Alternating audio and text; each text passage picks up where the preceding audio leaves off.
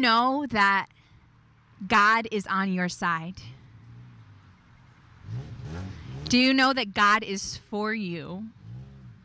He is not against you. He wants you to win. He wants you to be victorious. Say, God is for me. He wants victory for me. He wants me to win in everything. Romans 8, verse 31. This is the Passion Translation.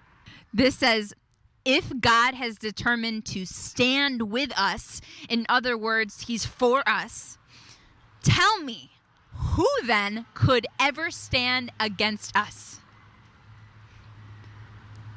If God has determined to stand with you, tell me, who then could ever stand against you? Who? Hallelujah. For God has proved his love by giving us his greatest treasure, the gift of his Son.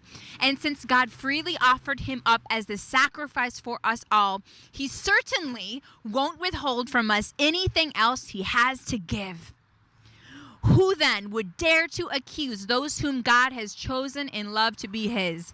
God himself is the judge who has issued his final verdict over them, not guilty. God has issued a verdict over you that says not guilty. No matter what you have ever done in your life, he has said not guilty.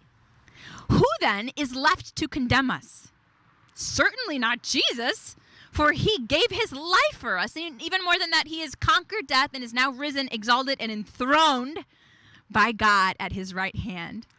So how could he possibly condemn us since he is continually praying for our triumph?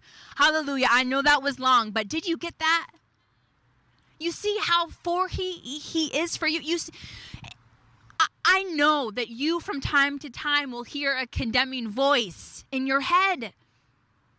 I know you do. I know you hear that voice that says you're not doing good enough, or you're not working hard enough, or you'll never make it. Or because you did this, you can't ever get here. But that voice is never God's voice. Ever. Not a single time. That is never God's voice. I don't care what you have done. And God's voice is what is our truth. God is for you. Hallelujah. This is extreme. If God could send Jesus to die for you, his Son, to die a horrible death, a painful death for you, what about your day-to-day life? That was when you were a sinner. So in your day-to-day life, when you feel as if you've fallen short, when you're not perfect, what about then? It's the same grace that applies, but you see, we forget this. God's reminding you today, my grace is still there.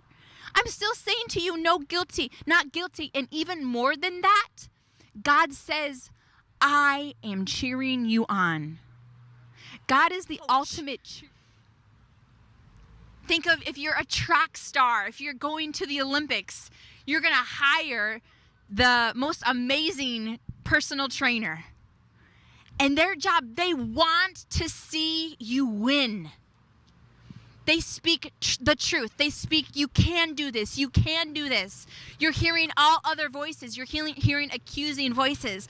But that coach, he speaks, you can do it. You will do it. You will win. You are good enough. You are strong enough. Come on, keep going, keep going. I want you to win. God is the most extreme version of that for you. He is your personal cheerleader and personal coach, personal trainer. All the time, every single day, he wants you to win. When you have a bad day, he's not disappointed. He's not accusing you. Instead, he's saying, it's okay, keep going. You're going to win, you're going to win. It's okay, come on, you got this. That's his attitude towards you. That's his love towards you. Hallelujah.